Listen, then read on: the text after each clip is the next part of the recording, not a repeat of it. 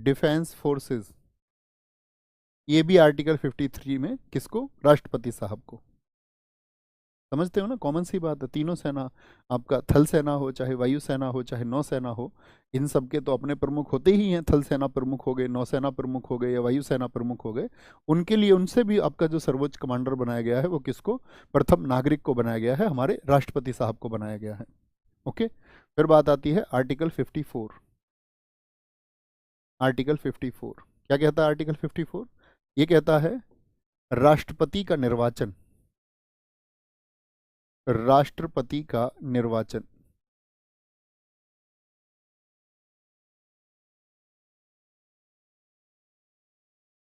Election of president, election of president. पहला मेरा प्रश्न आपसे रहेगा कि भाई जब हम राष्ट्रपति जी को निर्वाचित करने की बात कर रहे हैं, तो उनको निर्वाचित करने के लिए पहले निर्वाचन की बात आ गई, शर्त उनकी बाद में आई है कि कौन सी शर्त होनी चाहिए, उन पर हम अभी बात करेंगे।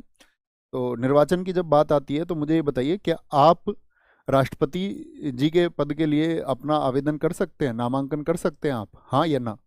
भाई जब कभी भी आपको चुनाव लड़ना है तो पहली बात तो आपको नॉमिनेशन ही करना पड़ेगा ना, नामांकन करना पड़ेगा आपको कि भाई मैं राष्ट्रपति साहब का चुनाव जो है वो लड़ना चाहता हूँ, मैं राष्ट्रपति बनना चाहता हूँ इस देश का, या मैं ऐसा बोल दूँ।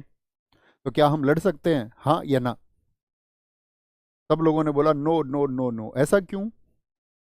ऐसा नहीं है कि आप चुनाव नहीं लड़ सकते, आपको अपनी नो को यस में लिखिए, पहले तो लड़ सकते हैं, लड़ सकते हैं, लेकिन इसके लिए शर्तें हैं कि आपको कुछ साथी प्रपोजर्स होने चाहिए, प्रस्तावक होने चाहिए। कम से कम वो प्रस्तावक होने चाहिए, सांसद तो 50 सांसद, और साथ में आपका अगर बात करते हैं आवेदक जो होते हैं वो भी 50 होने चाहिए, कम से कम 50। तो इस तरह से 100 सांसद यदि आपके पक्ष में हो जाएं, 100 सांसद, और वो ये बोले कि ठीक है ये व्यक्ति जो है वो राष्ट्रपति साहब का चुनाव लड़ेंगे, मान के चलो आप जो है इस देश में 100 सांसद ऐसे चुन लें आपका, उनको आप 1-1 हज़ार करोड़ रुपए दे दें, 1-1 हज़ार करोड़ रुपए, 2-2 हज़ार करोड़ रुपए आप उनको दे दें, थोड़ा एज्यूम करके देखिए, और आप ये बोलें कि जी ठीक है हमारा नाम आप आगे बढ़ाइए, तो आपका नाम आगे बढ़ सकता है, हाँ या ना? चांसेस हैं आपका नाम आगे बढ़ने के, अगर अप्रूवर भी आपको मिल गए, ठीक है, और साथ में आपको साथी जो प्रपोजर थे वो भी मिल गए 50-50, तो आप कहेंगे भैया चांसेस हैं कि आपका नाम आगे बढ़ा दिया जाए, और फिर जो आपके पक्ष में वोट डालेंगे या जो भी विधायक या सांसद जो वोट डालते हैं उन सबको आप बहुत सारा पैसा भेज दें। लेकिन ये सब चीज़ें कैसी हुई, कल्पना से परे की चीज़ें हुई, क्योंकि जो जिस पार्टी के व्यक्ति हैं वो उस पार्टी के प्रति निष्ठा रखते हैं, जो वहाँ के सांसद हैं या जो विधायक है वो अपनी पार्टी के प्रति निष्ठा रखता है। ठीक है, कहाँ से आया भैया जी इतना पैसा? अरे नहीं, हम एज्यूम कर रहे हैं, हम ये नहीं कह रहे हैं कि इतना पैसा आ चुका है। ठीक है, यहाँ देखेंगे राष्ट्रपति का निर्वाचन, तो क्या बोलेंगे निर्वाचन, इसमें जब किसी को हम चुनने जा रहे हैं तो सबसे पहली बात तो कहीं किनारे पे रखना, जब नामांकन होगा, नामांकन, नॉमिनेशन, तो उस टाइम पे क्या होगा, मिनिमम, मिनिमम का अर्थ है कम से कम 50 प्रस्तावक चाहिए, यानी कि 50 प्रोपोजर्स होने चाहिए आपका, 50 प्रोपोजर्स होने चाहिए, साथ में 50 क्या होने चाहिए, समर्थक, यानी कि 50 क्या होने चाहिए आपके, 50 प्रपोजर्स हो गए और ये हो गए आपके अप्रूवर्स, अप्रूवर्स, और साथ में आपको क्या करना पड़ेगा, एक 15,000 रुपये की सिक्योरिटी मनी जमा करनी पड़ेगी, 15,000 रुपये, रुपये, डॉलर मत लिख लेना, 15,000 रुपये की जमानत राशि जमा करनी पड़ती है। ये तो एक बेसिक सी शर्त है, ठीक है। एक सिक्योरिटी मनी होती है 50,000 की, 15,000, 15,000। आगे आएंगे, देखें यहाँ पर, तो राष्ट्रपति साहब का जो निर्वाचन होगा वो एक निर्वाचक मंडल से होगा। भाई चुनने वाले लोग होंगे ना, भाई आपने किसी को चुना होगा तो वोट दिया होगा, वोट कौन देगा, वो निर्वाचक मंडल। निर्वाचक मंडल बोले तो आपका क्या बोलते हैं उसको हम, इलेक्टोरल कॉलेज, इलेक्टोरल जो कॉलेज होगा आपका, कंसिस्टिंग ऑफ, किससे मिलकर के बनेगा, कंसिस्टिंग ऑफ, कौन कौन उसमें शामिल होंगे ये देखने की बात है। पहली बात, कौन शामिल होंगे, संसद के दोनों सदनों के, संसद के दोनों सदनों के, दोनों सदनों के निर्वाचित सदस्य। इस शब्द को लिखिए, कैसे सदस्य होंगे, निर्वाचित सदस्य होंगे। ठीक है, दोनों सदनों के कैसे मेंबर होंगे, यानी हम कह सकते हैं elected members of both houses of, घबराना नहीं है, जो हमारी पार्लियामेंट है उसमें कितने सदन हैं, दो सदन हैं। और दो सदन वो कौन से होते हैं बताएं जरा। सदन का मतलब होता है कमरा, हाउस। देखो संसद के अंग तो तीन होते हैं, राष्ट्रपति, राज्यसभा और लोकसभा। लेकिन जब हाउस की बात करें तो हाउस दो ही होते हैं, एक तो लोकसभा होता है और एक राज्यसभा। राज्यसभा को हम कहते हैं क्या आपका, इसको बोलते हैं अपर हाउस, और ये है लोअर हाउस, निम्न सदन। क्योंकि इसका चुनाव कोई भी लड़ सकता है तो इसलिए इसको निम्न कह दिया जाता है, या जनता का सदन इसको बोल देते हैं, क्योंकि जनता इसमें सीधे वोट करती है। ये उच्च सदन क्यों है राज्यसभा, क्योंकि इसमें तो क्या है, चुने हुए लोग जाते हैं, फिल्टर होके लोग जाते हैं। तो दोनों सदनों के कैसे होंगे साथी, निर्वाचित होंगे। तो मुझे बताएं, ध्यान देना, हमेशा कभी भी एग्जाम में स्टेटमेंट आएगा तो क्वेश्चन आएगा कि कौन भाग नहीं लेते हैं। तो क्या दिमाग में एक इमेज बना लीजिए कि कभी भी आपका जो नामांकित सदस्य हैं, जैसे राज्यसभा आप आगे चल के पढ़ोगे, राज्यसभा में कुल सदस्य 250 होते हैं, उनमें से 238 सदस्य निर्वाचित होते हैं, और जो 12 सदस्य हैं वो होते हैं हमारे कौन से, नामांकित, नॉमिनेटेड होते हैं।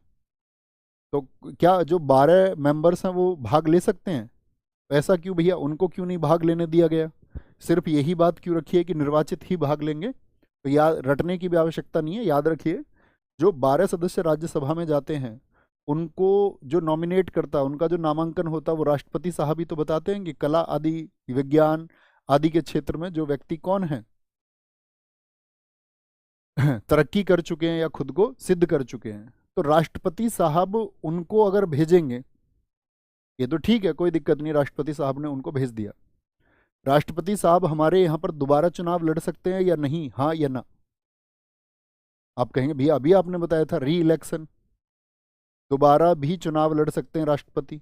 अच्छा, राष्ट्रपति साहब जब दोबारा चुनाव लड़ने जाएंगे तो जो व्यक्ति उस समय पे राष्ट्रपति साहब ने मान के चलो पिछले ही वर्ष राज्यसभा के लिए चुने थे, तो वो किसको सपोर्ट करेंगे फिर, वो सारे लोग जो 12 मेंबर हैं राज्यसभा के, वो ये नहीं कहेंगे भैया हमको तो इन प्रेसिडेंट साहब ने भेजा था, हम तो इनको ही पक्ष करेंगे। करेंगे या नहीं करेंगे, सोचिए। आपको अगर राज्यसभा में कोई प्रेसिडेंट साहब चुन के भेजेंगे और वो दोबारा चुनाव लड़ रहे हैं, तो आप किसको वोट देंगे, आप किसके पक्ष में मतदान करेंगे, तो आप कहेंगे जाहिर सी बात है। तो यानी कि इस तरह की पार्शलिटी ना हो, या हम कहें इस तरह का कोई आपका किसी भी प्रकार का पक्षपात ना हो, उससे बचने के लिए क्या किया गया कि भाई हम सिर्फ निर्वाचित सदस्यों को रखेंगे। बात क्लियर है, थम्स अप करके बताएं। तो संसद के दोनों सदनों के निर्वाचित सदस्य होंगे, प्लस में राज्य और केंद्र शासित प्रदेशों, राज्य और केंद्र शासित प्रदेशों की विधानसभा के कैसे फिर से निर्वाचित सदस्य होंगे, निर्वाचित सदस्य लिख लेना, निर्वाचित सदस्य किसके, स्टेट और आपका साथ में जो यूनियन टेरिटरी हैं, ठीक है।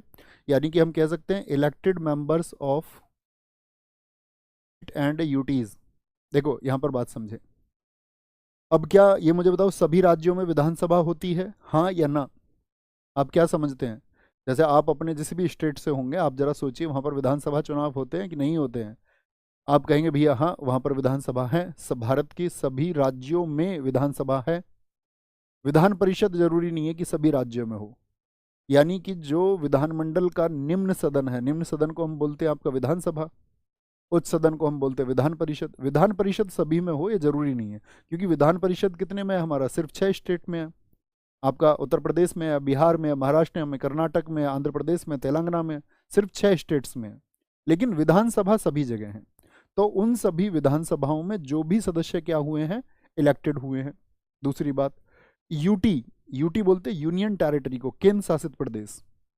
केंद्र शासित प्रदेश 8 है, लेकिन क्या 8 के 8 केंद्र शासित प्रदेशों में विधानसभा है? हाँ या ना? आप कहेंगे नहीं भैया।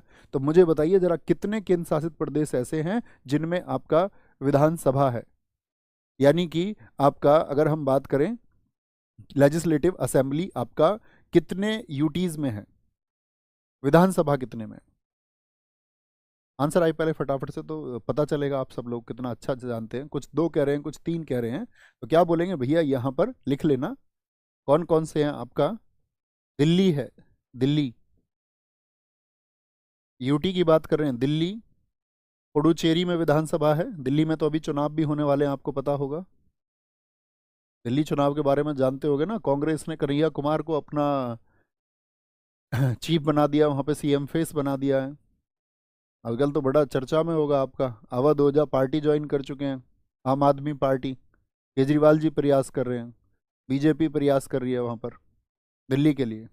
दिल्ली, पुडुचेरी, और साथ में आपका तीसरा है जम्मू और कश्मीर।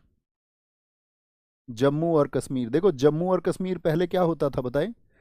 पहले तो 370 के तहत वो स्टेट होता था, लेकिन 31 अक्टूबर 2019 को क्या हुआ था, जम्मू कश्मीर में से क्या बना दिया गया? 2 यूटी बना दिए गए थे, एक आपका जम्मू कश्मीर और एक आपका लद्दाख को बना दिया गया। तो जम्मू कश्मीर जब साथी यूटी बन गया तो वहाँ पे विधानसभा है या नहीं है? आप कहेंगे हाँ जी भैया, वहाँ भी विधानसभा है। तो पहले तो हम 2 पढ़ते थे, लेकिन 2019 के बाद से तीसरा भी आपको याद रखना है, ठीक है? किसको? जम्मू कश्मीर को, पुडुचेरी को और दिल्ली को, ठीक है? तो क्या बोलेंगे, ये दिल्ली और पुडुचेरी तो पहले से ही है, इनको याद रख लेना। ये आपका जोड़ी गई थी किससे? जो 70वां संविधान संशोधन हुआ था 1992 में, उससे उससे पहले नहीं होते थे। यूटी की विधानसभा उससे पहले भाग नहीं लेती थी, इनको जोड़ा ही गया 1992 से। और 2019 से कौन है आपका? वो जम्मू कश्मीर। बात क्लियर है? छोटी सी बात थी। अब मैं आपसे पूछूंगा जरा कुछ क्वेश्चन मैं आपसे पूछूंगा, तो जरा क्लियर करना। जैसे मैं आपसे बोल दूं यहाँ पर, यूपी की जो विधान परिषद है, विधान परिषद है, इसके सदस्य भाग लेंगे, यस और नो? हाँ या ना? यूपी या किसी भी स्टेट की विधान परिषद है, क्या भाग लेंगे? आप कहेंगे नहीं भैया, नहीं ले सकते हैं। अच्छा, दूसरा, यूपी की जो साथी विधानसभा है, लेजिस्लेटिव काउंसिल तो जिक्र नहीं हुआ कहीं पे, लेजिस्लेटिव असेंबलीज का जिक्र हुआ। तो यूपी की जो लेजिस्लेटिव असेंबली है, अगर इसमें कोई नामांकित है, नामांकित है, नॉमिनेटेड है, क्या वो भाग ले सकता है क्या? आप कहेंगे नहीं भैया, वो भाग नहीं ले सकता है। तो आप किस बात पर समझे कि आपको दिमाग से निकाल देना है इस बात को कि भैया आपका जो नॉमिनेटेड है वो तो भाग ले ही नहीं सकते। और क्यों नहीं ले सकते, ये मैंने आपको एक्सप्लेन कर दिया। क्योंकि फिर वो क्या करेंगे, आपका पक्ष लेंगे, उनका उनका साइड लेंगे। ओके, चले आगे। क्लियर है? 54 कौन कौन राष्ट्रपति साहब के चुनाव में भाग लेगा, इस बात में किसी को कोई दिक्कत, कोई परेशानी? कोई परेशानी नहीं होनी चाहिए। आगे आगे, आर्टिकल 55, आर्टिकल 55, आर्टिकल 55 बताता है आपका राष्ट्रपति के निर्वाचन की प्रणाली। राष्ट्रपति के निर्वाचन की प्रणाली किस देश से लिया था हमने? जब मैंने आपको रिसोर्सेज बताए तब बताया था, जरा आंसर आए। राष्ट्रपति के निर्वाचन की प्रणाली यानी कि manners of election of president, manners of election of president, किस तरह से चुनाव होगा, राष्ट्रपति के चुनाव की प्रणाली किस देश से उधार ली गई है? यूएसए से कहा कई लोगों ने, बहुत बढ़िया, लेकिन कुछ ही हमारे साथी ऐसे हैं जिन्होंने आयरलैंड लिखा है, और बहुत अच्छा उत्तर आपने दिया है। भैया थोड़ा विधान परिषद और विधानसभा को भी बताइए। देखो दोस्त, हर चीज़ के लिए आपको थोड़ा सा इंतजार करना पड़ेगा। हम विधानसभा पर जब पहुंचेंगे तो आप विधानसभा को समझेंगे। मैंने बड़े बड़े आसानी से बता दिया, सिर्फ इतना आप अभी याद रखिए।